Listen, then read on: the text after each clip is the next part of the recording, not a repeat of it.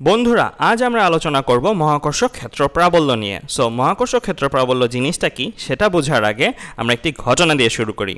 এখানে একটি পৃথিবীর চিত্র দেয়া আছে, আর এখানে একটি স্থান দেয়া আছে এটি অসীম। পৃথিবী থেকে এই স্থানটি আসলে অসীম পরিমাণ দূরত্বে রয়েছে। অসীমে স্মল এম কেজি ভরের একটি বস্তু ধরে রাখা আছে। এই স্মল এম কেজি ভরের বস্তুটাকে আমরা কি করলাম, ভূপৃষ্ঠে নিয়ে আসলাম। ভূপৃষ্ঠের এ নামের একটা বিন্দুতে নিয়ে আসলাম। এই যে নিয়ে আসার ফলে কি ঘটতে পারে? পৃথিবীর একটা ভর আছে, স্মল এম কেজি ভরের বস্তুটারও একটা ভর আছে। আমরা জানি মহাবিশ্বের প্রতিটি বস্তু একজন অপরজনকে আকর্ষণ করে। এই ক্ষেত্রেও ব্যতিক্রম ঘটবে না। পৃথিবী এই স্মল এম কেজি ভরের বস্তুটাকে কি করবে, তার নিচের দিকে আকর্ষণ করবে। আমরা যদি এ বিন্দুতে স্মল এম কেজি ভরের বস্তুটাকে আনি, তাহলে পৃথিবী কত মানে তাকে আকর্ষণ করছে, সেই আকর্ষণ বলের মানটাকে আমরা ধরে নিলাম এফ। অর্থাৎ স্মল এম কেজি ভরের বস্তুটাকে পৃথিবী এফ বলে আকর্ষণ করে। এখন এখানে যদি ঐকিক নিয়ম করি, স্মল এম কেজি ভরের বস্তুর ওপরে পৃথিবীর আকর্ষণ বল এফ 1 কেজি ভরের বস্তুর ওপরে, অর্থাৎ স্মল এম কেজি ভরের বস্তু না এনে যদি আমরা 1 কেজি ভরের বস্তুটাকে এই বিন্দুতে আনতাম, সেক্ষেত্রে পৃথিবীর আকর্ষণ বল কত হতো? ঐকিক নিয়ম অনুসারে F by M, right? Small M এর ওপরে এফ, তার মানে 1 কেজির ওপরে এফ বাই এম পরিমাণ। আমরা মহাকর্ষ ক্ষেত্র প্রাবল্যের ডেফিনিশনটা কিভাবে পাই? এটা কিন্তু তোমাদের নবম দশম শ্রেণীতে পড়ে আসা তড়িৎ প্রাবল্যের সূত্রটার মতোই। অসীম থেকে 1 কেজি ভরের কোনো বস্তুকে মহাকর্ষ ক্ষেত্রের কোনো বিন্দুতে আনলে তার যে বল অনুভব করে তাকে ওই বিন্দুর মহাকর্ষ ক্ষেত্র প্রাবল্য বলে। চিন্তা করে দেখো তো, নবম দশম শ্রেণীতে যে তড়িৎ প্রাবল্য পড়ে এসেছিলে, সেখানে ডেফিনেশনটা কি ছিল? 1 কেজি ভরের জায়গায় ছিল 1 কুলম ধনাত্মক আধান, রাইট? অর্থাৎ একক ধনাত্মক আধান পড়েছিলে। আর মহাকর্ষ ক্ষেত্রের জায়গায় ছিল তড়িৎ ক্ষেত্রের কথাটা। তো 1 কেজির জায়গায় 1 কুলম চিন্তা করলে আর মহাকর্ষ ক্ষেত্রের জায়গায় তড়িৎ ক্ষেত্র চিন্তা করলেই কিন্তু এটা আসলে হয়ে যাচ্ছিল কিসের সূত্র? তড়িৎ প্রাবল্যের সূত্র, যেটা কিনা নবম দশম শ্রেণীতে অলরেডি পড়ে আসা হয়েছে। জিনিস দিয়ে কিন্তু প্রায় সিমিলার। তো আমরা 1 কেজি ভরের বস্তুর উপরে পৃথিবীর আকর্ষণ বল কত পেলাম? F by M. তার মানে এই যে এই এফ বাই এম, এই পরিমাণটাকেই কিন্তু আমরা আসলে বলতে পারি এ বিন্দুতে পৃথিবীর জন্য মহাকর্ষ ক্ষেত্র প্রাবল্যের মান। এটা কিন্তু পৃথিবীর জন্য এ বিন্দুতে মহাকর্ষ ক্ষেত্র প্রাবল্যের মান। এমন না যে পৃথিবীর জন্য শুধুমাত্র আমরা ভূপৃষ্ঠেই মহাকর্ষ ক্ষেত্র প্রাবল্যের মান বের করব, অন্যান্য জায়গায়ও বের করতে পারি। তো যেখানেই বের করি না কেন, আমাদের কনসেপ্ট হচ্ছে এটাই যে 1 কেজি ভরের বস্তুটা, ধরো আমি পৃথিবীর জন্য এই পয়েন্টে মহাকর্ষ ক্ষেত্র প্রাবল্যের মান বের করব, তাহলে এই পয়েন্টটাতে, লেজারের পয়েন্টটাতে আমাদের 1 কেজি ভরের একটা বস্তু আনতে হবে, এনে দেখতে হবে কত বল প্রয়োগ করে পৃথিবীটা। তো সেই অ্যামাউন্টটাকেই আসলে বলা যাবে কি পৃথিবীর ওই রেড ডট বা এই লেজারের পয়েন্টটার মহাকর্ষ ক্ষেত্র প্রাবল্য। তো আমরা পেয়ে গেলাম মহাকর্ষ ক্ষেত্র প্রাবল্য। এটাকেও ই দিয়ে প্রকাশ করা হয় তড়িৎ প্রাবল্যের মতোই। E equal to F by M, যেখানে এফ এর পরিচয় হচ্ছে এম ভরের বস্তুর ওপরে ক্রিয়াশীল বল। আচ্ছা, একটু চিন্তা করে দেখো তো, এ বিন্দুতে এম ভরের বস্তুর উপরে বলটা আমরা কত চিন্তা করেছি? এফ পরিমাণ। আমাদেরকে বা যে কোনো বস্তুকে পৃথিবী যে বলে আকর্ষণ করে সেটাই কি বস্তুটার ওজন হিসেবে বিবেচিত হয় না? আমাদেরকে পৃথিবী যত বলে আকর্ষণ করছে সেটা ইকুয়াল টু কত? আমাদের ভর ইন্টু অভিকর্ষজ ত্বরণ, অর্থাৎ এমজি।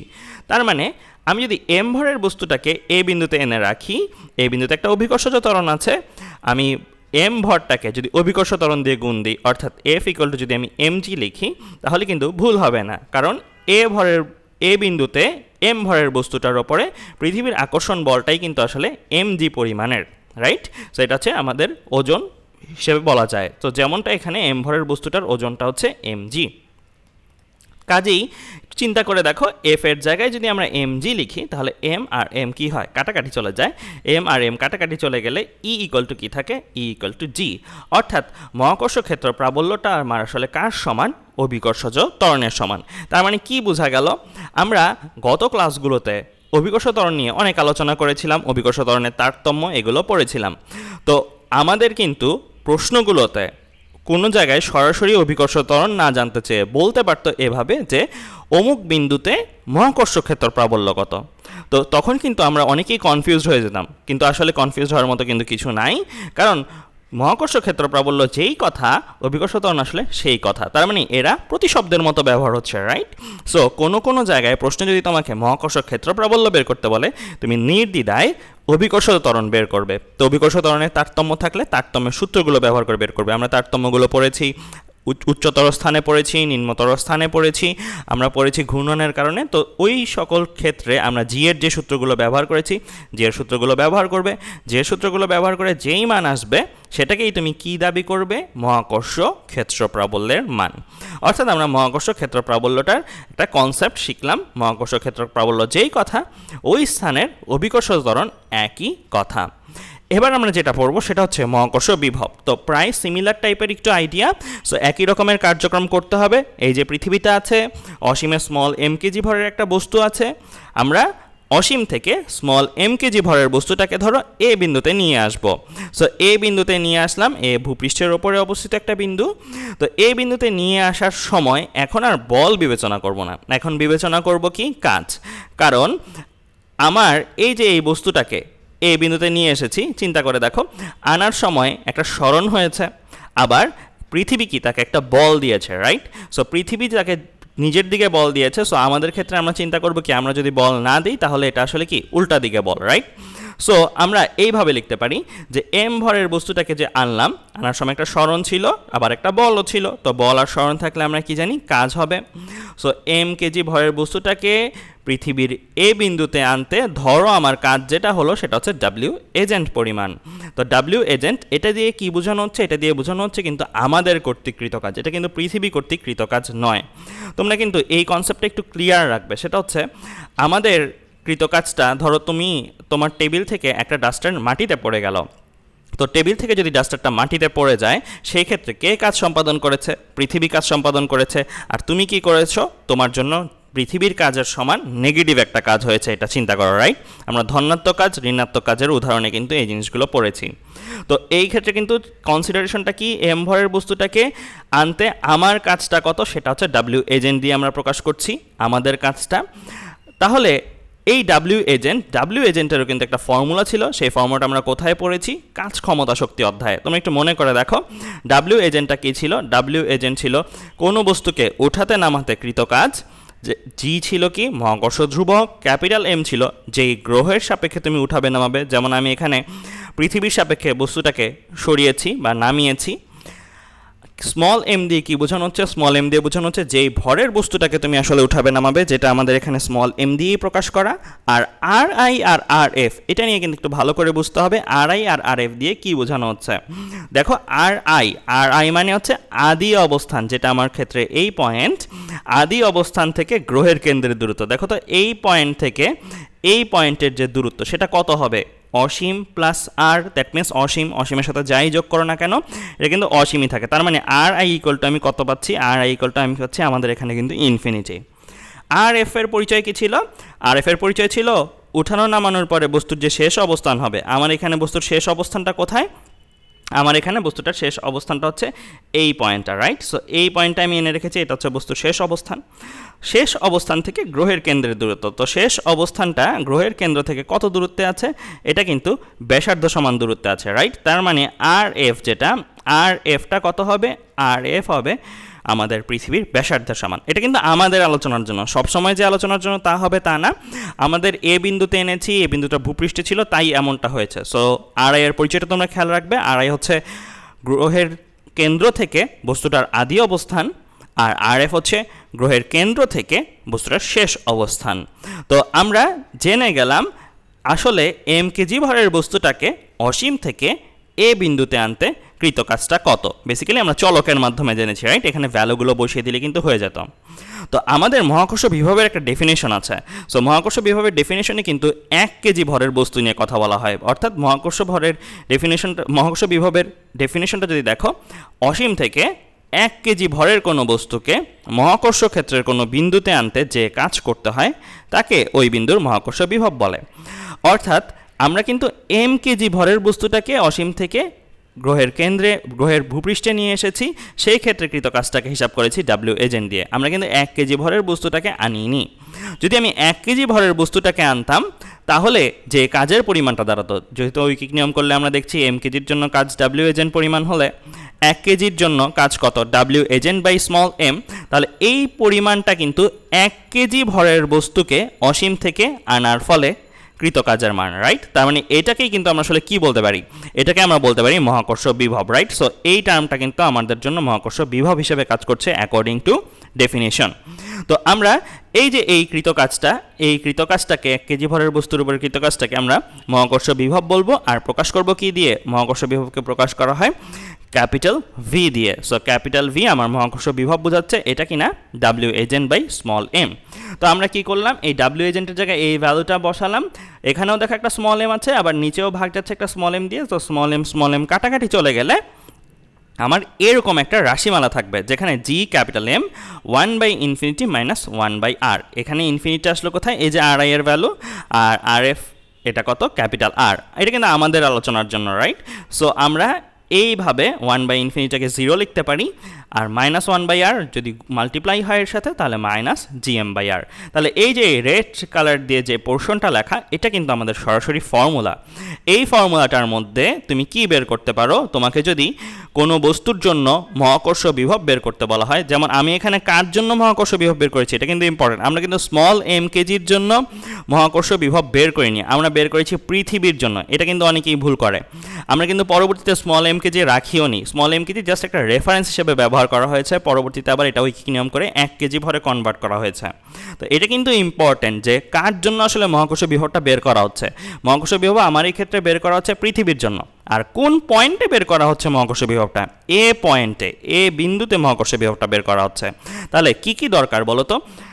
যেই বস্তুর জন্য মহাকর্ষ বিভব বের করা হয় সেই বস্তুর ভর, যেটা আমাদের এই আলোচনার জন্য পৃথিবী, সবসময় যে পৃথিবী হবে এমনটা না, এটা অন্য কোনো বস্তুরও হতে পারে। গ্রহ উপগ্রহও যে হতে হবে এমনটাও না, এমনও হতে পারে যে তোমার হাতের কলমটার জন্য তোমার সাথে রাখা খাতার ওপরে মহাকর্ষ বিভব কত, বা খাতার বিন্দুতে মহাকর্ষ বিভব কত, এটাও হতে পারে। কিন্তু তো যেই বস্তুর জন্য মহাকর্ষ বিভব বের করছো সেই বস্তুর ভর, যেটা আমাদের আলোচনার জন্য পৃথিবীর ভর এটা, আর যেই বিন্দুতে তুমি মহাকর্ষ বিভব বের করছো, যেই বস্তুর জন্য মহাকর্ষ বিভব বের করছো ওইটা থেকে ওই বিন্দুর দূরত্ব। যেমন আমি এখানে বের করছি কোন বিন্দুর জন্য মহাকর্ষ বিভব, এ বিন্দুর জন্য। তাহলে এ বিন্দু থেকে কোন বস্তুর জন্য মহাকর্ষ বিভব বের করছি, পৃথিবীর জন্য। তো পৃথিবীর কেন্দ্র থেকে এ বিন্দুর দূরত্ব, এটাই কিন্তু সেই ক্যাপিটাল আর। এটা কিন্তু এভাবে মনে রাখা ভুল হবে যে গ্রহের ব্যাসার্ধ, কারণ সবসময় যে আমরা গ্রহের জন্য ভূপৃষ্ঠেই মহাকর্ষ বিভব বের করব এমনটা কিন্তু না। এটাকে আমরা তাই ব্যাসার্ধ হিসেবে মনে রাখবো না, বরং এটাকে মনে রাখবো হচ্ছে যার জন্য মহাকর্ষ বিভব বের করা হচ্ছে তার কেন্দ্র থেকে যেই বিন্দুতে মহাকর্ষ বিভব বের করা হচ্ছে সেই বিন্দুর দূরত্ব, যেটা আমাদের এখানে ফরচুনেটলি ব্যাসার্ধ আসছে। এই বিন্দুটা কিন্তু এখানেও হতে পারতো, তখন কিন্তু ব্যাসার্ধ আসতো না, তখন কিন্তু ব্যাসার্ধের সাথে কিছু একটা টার্ম যোগ করতে হতো, রাইট? সো যে কোনো পয়েন্টে এটা হতে পারতো। তো এই ফর্মুলাটা থেকে আমরা মহাকর্ষ বিভবটা বের করতে পারি। তো আমি এই আলোচনা যখন শুরু করি, তোমাদের একটা কথা বলেছিলাম, এখান থেকে এখানে যখন আনছিলাম তখন পৃথিবী তো তাকে বল প্রয়োগ করছিল, আমাদের তো কিন্তু কোনো বল প্রয়োগ করতে হয়নি, কারণ পৃথিবী তাকে আকর্ষণ করবে, আকর্ষণের কারণে এম কেজি ভরের বস্তুটা এই বিন্দুতে চলে আসবে। তাহলে এখানে যে কৃতকাজের কথা উল্লেখ করলাম, কৃতকাজটা কার দ্বারা কাজ ছিল, আমাদের দ্বারা কাজ বলেছিলাম, তাই না? কিন্তু আমাদের দ্বারা কি আদৌ কোনো কাজ করতে হচ্ছে না, কিন্তু কাজ করতে হচ্ছে কার জন্য, পৃথিবীর জন্য। কারণ বল দিচ্ছে পৃথিবী, স্মরণ ঘটাচ্ছে পৃথিবী, তা কাজটা করছে পৃথিবী, কিন্তু ডেফিনেশনটা আবার কি দেওয়া, আমাদের দ্বারা কাজ দিয়ে দেওয়া।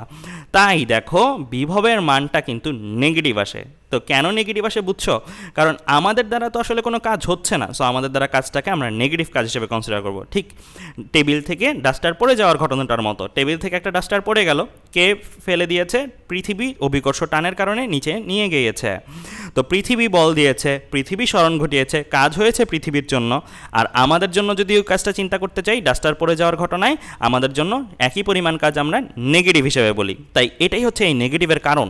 মাঝে মাঝে আসতে পারে বিভবের মান কেন ঋণাত্মক হয়, মহাকর্ষ বিভব কেন সবসময় ঋণাত্মক হয় অথবা শূন্য হয়। খেয়াল রাখবে মহাকর্ষ বিভব দুইটা মানই ক্যারি করতে পারে, হয় সে ঋণাত্মক হবে অথবা সে শূন্য হবে। তো শূন্য হতে হলে তার আলটিমেটলি কি ভর বা এই কিছু শূন্য হতে হবে, বা আর ইনফিনিটি হলেও হতে পারে অথবা ভর শূন্য হলেও হতে পারে, কিন্তু কখনোই কিন্তু ওর মান পজিটিভ তুমি পাবে না। তো নেগেটিভ হওয়ার কারণটাই আমি ব্যাখ্যা করলাম। নেগেটিভ হওয়ার কারণটা হচ্ছে মহাকর্ষ বিভবের সংজ্ঞাটা দেওয়া হচ্ছে আমাদের দ্বারা কাজ দিয়ে, আর বাস্তবিক অর্থে মহাকর্ষ ক্ষেত্রে আকর্ষণের ফলে বস্তুটা নিজেই ওই আরেকটা বস্তুকে 1 কেজি ভরের বস্তুকে নিজেই নিয়ে আসে। এক্ষেত্রে আমাদের দ্বারা বা এজেন্ট দ্বারা কোনো কাজ কিন্তু আসলে করতে হচ্ছে না। সো আমাদের দ্বারা কোনো কাজ করতে হয় না বলে আমাদের দ্বারা কাজের মান নেগেটিভ হিসেবে আমরা কনসিডার করি। তো এই হচ্ছে আলটিমেটলি নেগেটিভ আসার কারণ। তো এই ফর্মুলাগুলো কিন্তু আমাদের সরাসরি ম্যাথে আসতে পারে। তো আমরা আরেকটা জিনিস এখন আলোচনা করব, সেটা হচ্ছে আমরা মহাকর্ষে বিভব পড়েছি, মহাকর্ষ ক্ষেত্র প্রাবল্য পড়েছি, মহাকর্ষ বিভব আর মহাকর্ষ ক্ষেত্র প্রাবল্যের মধ্যে সম্পর্ক। তো মহাকর্ষ বিভব আর মহাকর্ষ ক্ষেত্র প্রাবল্যের মধ্যে সম্পর্কটা যদি দেখো, আমরা মহাকর্ষ বিভবকে যদি আর এর সাপেক্ষে ডিফারেন্সিয়েশন করি, অর্থাৎ dr অফ v করি, তাহলে আমরা আসলে মহাকর্ষ ক্ষেত্র প্রাবল্য পাবো। আবার উল্টাটা বলা যায় এভাবে, আমি যদি মহাকর্ষ ক্ষেত্র প্রাবল্যকে আর এর সাপেক্ষে ইন্টিগ্রেশন করি, তাহলে আমি মহাকর্ষ বিভবকে পাবো। তো ভিকে ডিফারেন্সিয়েশন করলে আর এর সাপেক্ষে ই পাওয়া যায়, আবার ইকে আর এর সাপেক্ষে ইন্টিগ্রেশন করলে ভি পাওয়া যায়। তো এই সম্পর্কগুলো আমাদের একটু মাথায় রাখতে হবে। কেন? কারণ আমাদের এরকম প্রবলেম আসতে পারে। প্রবলেমটা দেখো, প্রবলেমগুলো খুবই সিম্পল হয়, তেমন কঠিন কিছু না, একদম ইজি প্রবলেম। সো প্রবলেমটা আমরা সলভ করব এখনই। কী দেওয়া আছে প্রশ্নটাতে? v equal to 5r² plus 3r minus 5।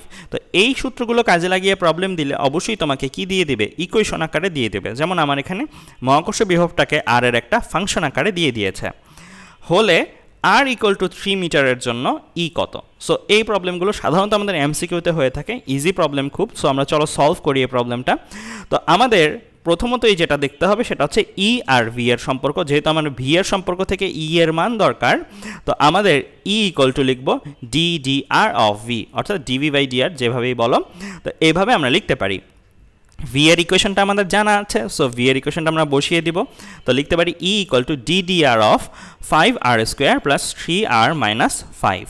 তো এখন এখানে ডিফারেন্সিয়েশন করব। তোমরা নিশ্চয়ই এখন পর্যন্ত ক্লাসগুলো করে এসেছো, এতগুলো ভেক্টরের ক্লাস করে এসেছো, গতিবিদ্যার ক্লাস করেছো, সব জায়গায় আমাদের কম বেশি ডিফারেন্সিয়েশনের আলোচনা ছিল। সো ডিফারেন্সিয়েশন কীভাবে করতে হয় সেটা নিয়ে আর বলছি না, আমি সরাসরি ক্যালকুলেশন করছি। সো এটাকে ডিফারেন্সিয়েশন করলে তোমরা কি পাবে? এখান থেকে 10r আর এখান থেকে 3। সো কীভাবে ডিফারেন্সিয়েশন করতে হয় সেটা আর আমি আলোচনা করছি না। তো ই আমরা পেয়ে গেলাম 10r প্লাস 3। সো আমরা r ইকুয়াল টু 3 মিটারের জন্য আমাদের ই বের করতে বলা হয়েছিল। সো আমি ই এর একটা ইকুয়েশন পেয়েছি, এই ইকুয়েশনে আমি আর এর মান 3 বসাবো। সো এই ইকুয়েশনে যদি আমি আর এর মান 3 বসাই, তাহলে আমি ই এর কিন্তু একটা ভ্যালু পেয়ে যাচ্ছি। এটা 3 বসালে আমি 33 নিউটন পার কেজি এই ভ্যালুটা পেয়ে যাচ্ছি। তো এই যে ভ্যালুটা আসলো, এটা আমার আসলে কিসের ভ্যালু? এটা আমার আর ইকুয়াল টু 3 মিটার ডিস্টেন্সে মহাকর্ষ ক্ষেত্র প্রাবল্যের ভ্যালু। আর এটার একক কী হবে? ই এর ফর্মুলা কী ছিল? মেইন ফর্মুলাটা ছিল F by M. So F এর একক হচ্ছে নিউটন আর এম এর একক হচ্ছে KG, so newton per KG. তেমনিভাবে ভি এর এককটাও কিন্তু কী হবে? ভি এর এককটা ছিল কি? W by M. So W একক হচ্ছে জুল আর এম এর একক হচ্ছে KG, joule per KG. So আমার এখানে ই বের করা হয়েছে, তাই ই এর এককটা মেনশন করা হয়েছে। তো আজ এ পর্যন্তই, ধন্যবাদ সবাইকে।